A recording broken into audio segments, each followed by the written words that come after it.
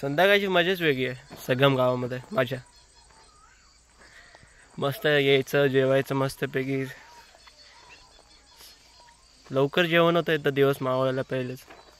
मस्तपैकी जेवायचं आणि थोडं फिरायला जायचं शेताकडे. मस्तपैकी मागे हिरवगार शेत आहे. मी तर काय करतो जेवल्यानंतर मला भूताचे जरा सिरियल बघू वाटतं.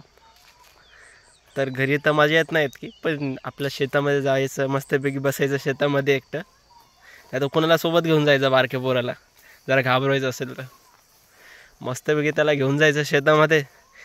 त्याला तर माहीत नाही, त्याला गावातले लोक जास्त कोण आहाट बघत नाही, कोण भूताचे सिरियल बघत नाही.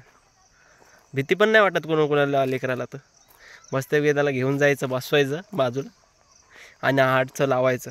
त्याला जाऊच द्यायचं नाही, एकदम आतमध्ये घेऊन जायचं शेताच्या. घाबरून फाटली पाहिजे. मागच्या वेळेस तेच केलं तर मी पण. आज पण जरा शेतामध्येच येईल इथे मगाशी.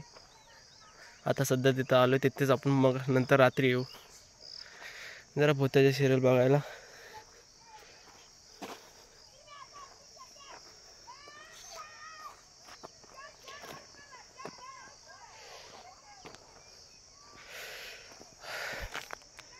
मस्तच वाटतंय गावामध्ये जरा, पण खाली करमत नाही.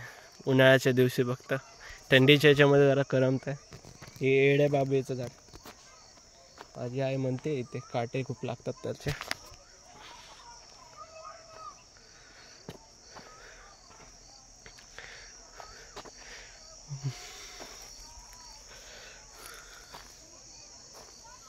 रस्ता पण थोडा छान करतात आहे इथे, बनवतात आहे माझ्या गावामध्ये.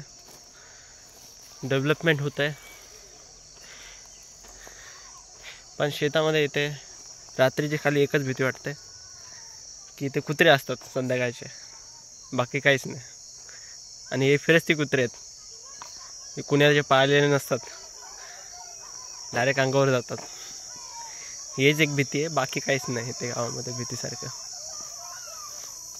नाही तर फिरायला काहीच नाही ते शेतामध्ये, मजा येते.